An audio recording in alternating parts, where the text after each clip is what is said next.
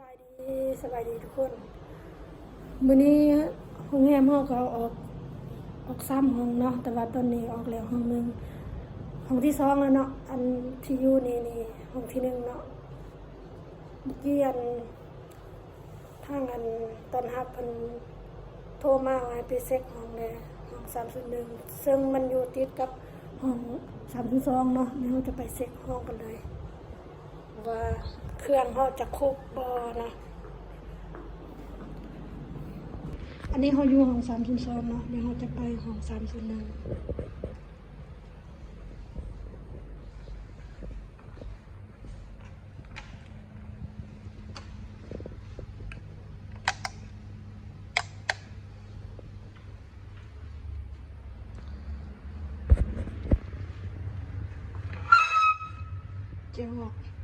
จอกเขามี2หน่วย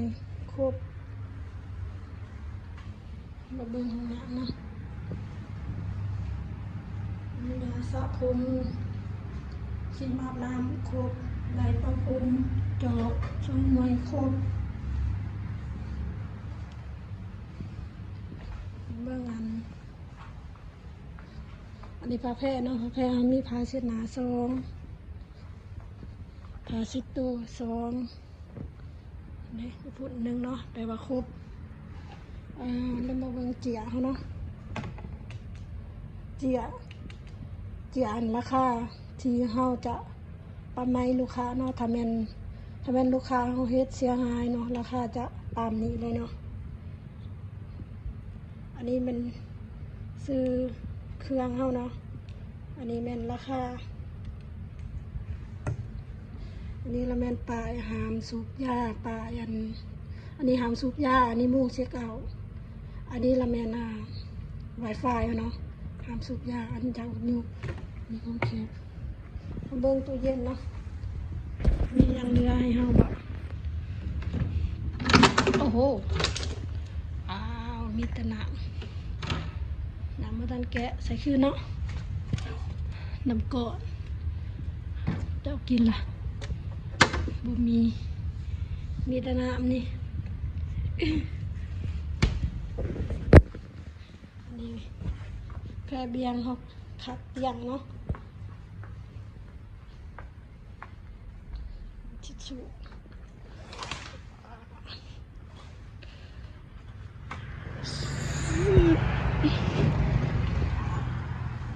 เขามาเซ็ตของเขาต้องเอียงไขประตูเนาะเพื่อบ่ให้มีกินอับนะเขาต้องให้ลมดวงสินะเอ้ยว้าว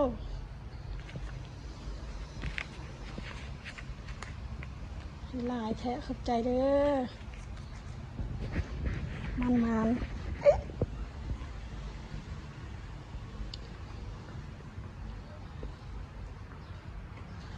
ิ่งเครื่องเนาะเพิ่นลืมยังบ่ขอเกาะเครื่อง3อันห้องละ3อันครบโอเค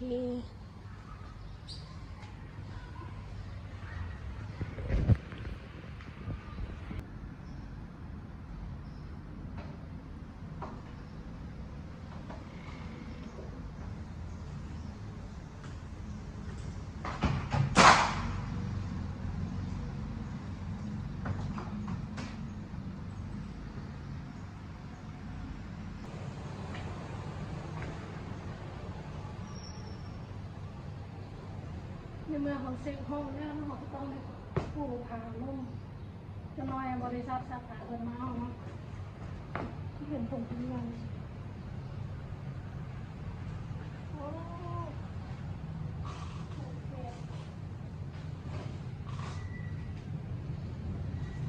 ไปเชื่อมตรงที่เนี่ย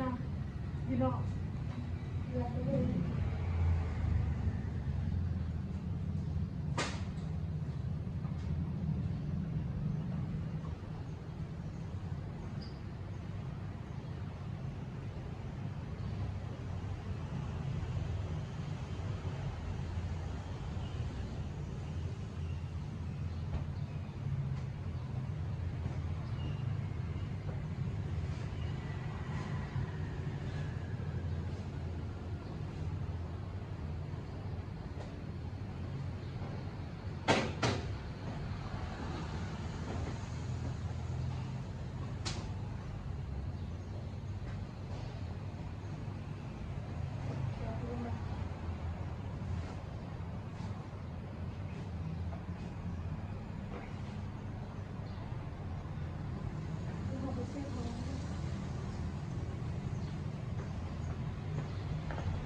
เช็คห้องก่อนแถวละ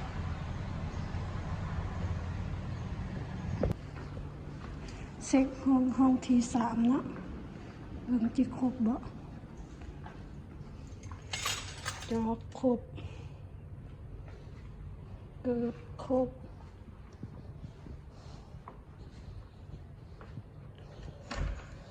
อย่างนั้นละผ้าแพรภาชนะ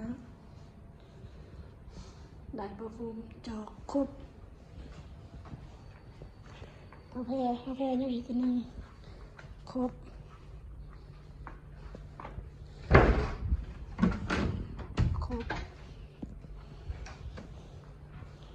รีโมททีวีรีโมทแอร์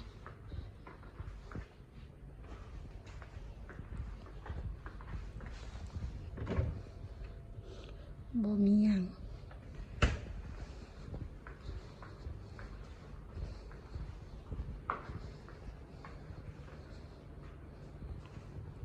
ครบนะ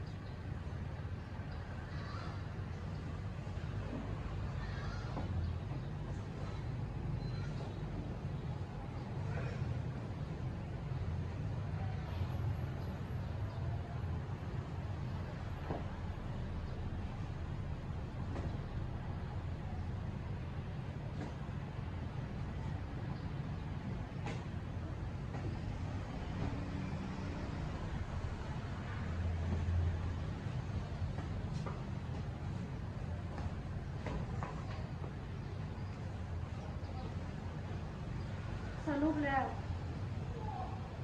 ออก3 โมงนี่นะออก3 ห้อง